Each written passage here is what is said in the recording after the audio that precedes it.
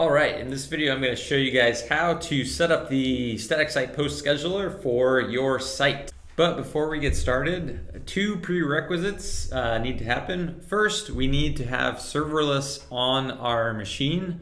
To check if you have serverless, you can type in which serverless in your terminal and it should give you a path. If you do not have serverless, you can npm install serverless -G to install it globally on your machine. After that installs, the other thing that you need to do is set up your AWS credentials. So if you don't have an AWS account, I made a video of how to actually go ahead and set that up. So if you go to this link and watch this quick video, it'll walk you through the setup steps of setting up the serverless framework on your machine, and that will let you deploy the post scheduler. You can also check out our docs. There's a command config credentials that will also help you set up your AWS profile on your machine. Again, if you don't have an AWS account, you can sign up for one for free. They have a full free year tier. Go ahead and do that. All right, so now that you have your AWS account set up, let's get back to it. So first things first, we need to clone down the repository. So I'm going to go ahead and in my Scratch folder, you can put this anywhere on your machine. I'm going to go ahead and git clone the repository down to my machine. So let's go ahead and cloning it in there. So now I'm going to change directories into the post scheduler. And let's go ahead and open it up in our favorite editor, Atom. So what we need to do is first things first, we want to install the dependencies. So back in your terminal, type npm install. That will go ahead and pull down the dependencies, which is the moment library. And I believe that is it. And we're using Axios to do HTTP request to GitHub's API, which is a really cool promise-based node and browser library. All right, so we got all of our dependencies down. I'm gonna go back into Atom. And what you should see here is a config.prod.example JSON file. This is actually the configuration that we need to change and put in our own values to. But first, I'm going to go ahead and duplicate this. And this is just an example, so I'm going to get rid of the example. And we're going to have config.prod.json. And you can notice here that it is get ignored. That is because you do not want to commit up secrets to a repository for people to see and steal and use, etc. So it's kind of a best practice there. But yeah, so with this config file, the config.prod, that's referencing the stage that we're going to deploy this in. Let's actually go ahead and grab these values that we need for our deploy to work. So I'm going to go ahead and use my new site that I'm working on, davidwells.io. But basically my repo, I'm going to change serverless/blog to just my repository name. The GitHub webhook secret, this could be any string that you want. We'll just type in ha ha ha here. But basically this is what validates the request to make sure that it is your webhook that's triggering your function. Just a security precaution there. We need to grab a GitHub token. So let's go ahead and do that right now. So if I go into my GitHub account and go ahead and go into settings, and then under OAuth, personal access token, that's where it is. So what we're gonna need to do is generate a new access token. So let me actually open this in a new tab. So this is for David's blog scheduler, and the access that we need, I need to reference right here. So we need repo access. So go ahead and check the repo access, and then we also need the admin repo hook. So I'm gonna go ahead and check that as well. So now I'm gonna generate my token, and there we go. So there is my secret token. By the time you're watching this video, this token will be erased, so you cannot steal it. Okay, So, and then the last things here is I'm just going to put in my GitHub username. This is for requests as well. So any API request, this is to avoid rate limiting, and also because we are merging posts, merging branches and what have you, we do need access to the repositories to do so. But cool, everything looks good. I have my service name. I'm going to deploy this to US West 2. Again, you can deploy that into any Lambda region that you want, and you can set any kind of time zone that you want as well. But we're here on the West Coast of America. And the cron, I'm just going to keep the cron the same. This is running hourly. Looks real weird, but yeah, it's running hourly. Cool. So let's go ahead and deploy this. So now all I need to do is type in serverless deploy, or shorthand SLS deploy. And this will go ahead and create our stack. It is using CloudFormation under the hood to provision our two functions that we have in our project. And it is also creating the database. So if we look at serverless.yaml, I explain these variables at the end of this video. So make sure to check that out. But down at the bottom of serverless.yaml, you'll notice that this serverless service has a database associated with it that basically we're using to put those scheduled posts in and pop them off with the cron job when their time to publish has come. Okay, so our stack has been created, and what we can see here is the name of the service, what stage it's in, the region, and also the endpoints that we actually have. So again, we only have two functions in this service. One is the GitHub webhook listener, which is this post endpoint, and the other one is the cron job that runs every hour to pop things out of the database and go ahead and merge those for us. So real quick, we'll take a look at what that looks like in settings here. So in serverless.yaml, so we have a functions block. Here are my two functions defined. We have the GitHub webhook listener and where to find that code. So it's in handler.js. And then the event that triggers it is a simple HTTP endpoint, and it's a post. And this is just the path, and we can see that here. If I make this full screen, slash webhook is the path of that post. And we turned on CORS just for safekeeping. Cool, so now that we have our endpoint, what we need to do is actually configure our repository to start saving things into the database. So if I go back into my personal blog, and so in the repository in the static site, you want to go into settings, and then you want to go into webhooks. And then inside of webhooks, you just want to click add new webhook. The payload URL is that post endpoint that our service has, because that's where GitHub is going to be posting information to. And then the type is application.json. And then here is where you put in your secret. So if you remember, we put in our secret as ha ha ha. So I'm going to copy and paste that out of there and paste in ha ha ha. Cool. And then the last thing we need to do to configure our webhook is choose the type of event that we actually want to send to our Lambda function. We don't want to send everything, because then our Lambda function would run more than it needs to, and that's just silly waste. So I'm going to actually click on let me select the individual events.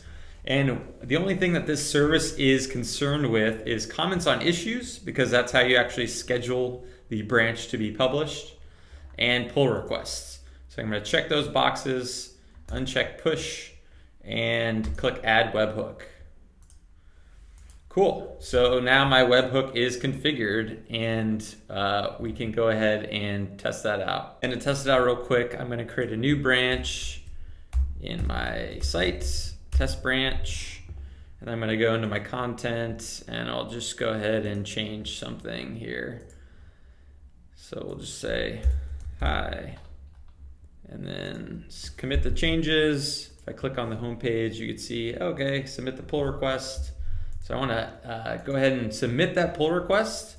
And I'm gonna go ahead and log into our AWS account to make sure that my database is set up, just to show you guys there's no items in there yet. So inside of DynamoDB, if you click on tables, you can see your table names. So this is the demo. So if we look at items, there's nothing here right now. But if I go ahead and say, I put in basically the scheduled syntax. So again, it's the month, date, and then year, and then the time of day. So this is in the past, so I'm just gonna go ahead and add this on here. So comment. And if we go up, there's the message back. So it looks like it's working. And if we go into our database and I refresh here, there it is. So once this cron job actually runs, it'll pop it off the table. So within the next hour, so it looks like it in 5 minutes. We're gonna go ahead and check back with our original demo though in 5 minutes. But yeah, so it works and everything is good to go. So once that cron job runs again, basically this branch, test branch, will be merged into master and your post or site update will be live to the internet. So that's really it. And it looks like this one published now. Pause this video for a little bit. But yeah, so we have everything set up and running in our example project here. Again, let me go back into it. Yeah, so here we have the demo. Again, all you need to do is configure these items and then SLS deploy or serverless deploy from your terminal in this directory. So I'm in my Scratch folder, the post scheduler. Again, serverless deploy, and that will deploy our application once we have created the config.prod.json file and filled it out with the correct API tokens. Then after you've deployed, you should see your post URL to go ahead and plug into the GitHub webhook endpoint in your repository settings.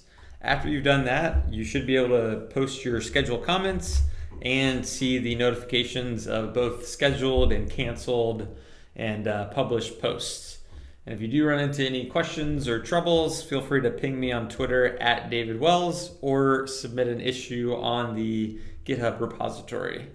So that's really it for the setup. I'm going to talk a little bit more about the serverless.yaml variable syntax if you want to continue watching this video. If not, please enjoy the blog post scheduler and hope it helps you streamline your blogging. Let's actually see where these values are being used first. That is in the serverless.yaml file. So serverless.yaml file is the file that lets you configure your project, give your project a name. And as you can see here, we're actually using the serverless variable syntax, which you can read more about in our docs. But basically what you can do is reference files. So I'm referencing a file here that's basically referencing config.prod.json and then the key in there. So if we go back into config.json, we can see there's a service name key. So that's the actual name of my service. I'm actually going to change this to demo because I already have one of these live in production. So it's going to conflict, but you guys can just go ahead and use the post scheduler one. Cool. Let's walk through a little bit more here. So custom is just basically setting up custom variables for myself. If I did want to deploy a production and development version of this, I could do so with a command line flag. So when I am deploying this with serverless deploy, I can go ahead and give it a -- stage and like equals dev basically if I wanted to have a development stage. We're not going to do this for this demo, but you can do that. And then you'll notice here there's a provider that's actually saying, hey, we're going to deploy this onto Amazon Web Services. The runtime is going to be Node.js because everybody loves JavaScript. And then we also have basically the region. And you can see here that this is another kind of variable syntax that is basically saying like, okay, inside of this file, which is self, grab the custom, which is right here, and then use these values. So I'm basically referencing another variable here where it's actually referencing the region key from the config file. But yeah. So if you do want to know more about the kind of variable syntax, it is very, very handy for deploying to different regions easily, for deploying to different production, staging, QA, etc. environments as well. Some other pieces of the serverless.yaml is the function block. That's where you define the functions. And basically this handler is referencing this handler.js file. You can see here that I'm exporting a GitHub webhook listener function name. So that's where the actual code lives, the handler, and then the event that actually triggers that function. So this is actually our post endpoint that we're using for our webhook. And that's what serverless info gives us back if we type that in. So SLS info, and we can see here's our production webhook URL. And then we have our other function, which is a schedule. So the event is a schedule. To see all the events as well, this is in our documentation under each of the providers. But this one in particular is AWS. So there's API Gateway, S3 events, scheduled cron jobs, Alexa, IoT, etc. But you can see more on each event in the documentation. And then down at the bottom, we're defining any resources, any custom resources we need. In this case, for this service, we need a database to basically put that scheduled stuff to check, to make sure, is it time to schedule something? It is, publish it. So we need to define that Dynamo table. And when you deploy, the serverless framework basically provisions that table in your AWS account, so you don't need to. Similarly with the API gateway endpoint and the cron job, really all you got to do is write your code, define the events, and deploy. That's kind of the beauty of it. One more thing here to note, you can set different permissions for your functions. So in this example, because we're creating a database and the table name is up here in the custom variables, the table name is right here. So the current stage scheduled post. Basically, we're saying, hey, only let these functions that we're provisioning access this database. So that's just a security precaution so these functions don't run amok and do things or access things that they shouldn't. It's really saying only allow these functions to do exactly these things. So only talk to Dynamo and only have these permissions with Dynamo, and nailing it down to this specific table in this specific region. So that's really the serverless.yaml in a nutshell. Again, there's more in our documentation on serverless.com. Recommend checking that out. And yeah, let us know if you have any questions. Thanks for sticking around and learning more about serverless.yaml.